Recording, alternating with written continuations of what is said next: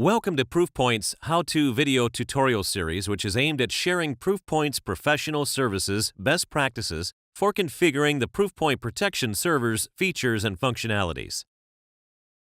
This video tutorial demonstrates how to configure a sender policy framework using the Proofpoint Protection Server or PPS 8.6. Sender Policy Framework or SPF is an anti-spam protocol that allows you to authenticate or verify the domain of an email sender. This protocol is useful in deterring spammers who often disguise their true internet address by pretending that their email comes from a legitimate domain. SPF is not implemented across all email domains. Therefore, you need to ask the following questions of your organization. Do they plan to enforce policy if a SPF record is invalid or missing? Do they evaluate SPF inbound and then add the appropriate valid exceptions to the rule?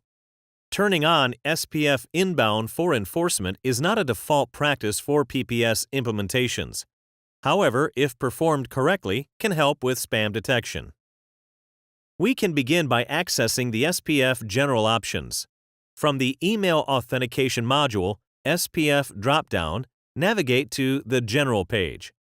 Select the On Radio button and then select the checkbox named Restrict Processing to Selected Policy Routes. Choose the default inbound policy route from the Available box and then click on the double arrows to move the policy to the Require Any of box. Perform the same function again by selecting the checkbox named Disable Processing for Selected Policy Routes.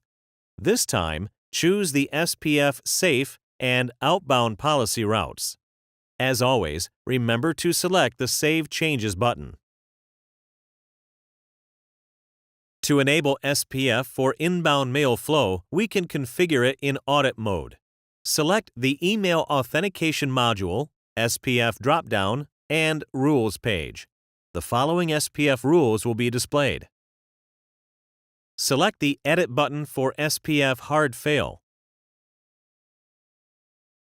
Next, create a new quarantine folder called SPF Hard Fail. At this point, leave the audit mode in place for a week or two. Afterwards, evaluate what is being captured in the quarantine folder and determine whether to proceed with an enforcement. If enforcement is chosen, we can select the Reject mode with the following code and text, or we can perform a silent discard. Another option is to continue within the audit mode while modifying the spam score.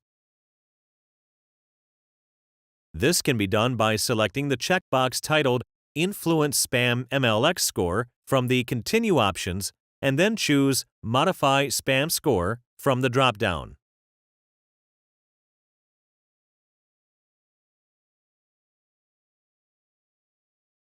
Increase the current default of +10 to read +40. This will raise the spam score to above 50, thereby initiating a low-level quarantine with a score of between 50 and 99. The inbound email would then be routed to a recipient's spam digest where they could personally take action. For our scenario today, we will leave the rule in the audit mode by selecting the Continue Radio button and then save our changes. During the next 2 weeks, we can review any email that has been quarantined by the SPF Hard Fail rule by navigating to the System tab, Quarantine module, and Folders page. We can then select the SPF Hard Fail folder.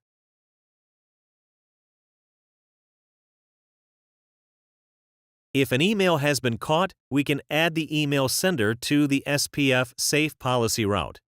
This can be performed by navigating to the System module, Policy Routes page. The SPF Safe policy route is where we can safe list quarantined entries that are from legitimate sources.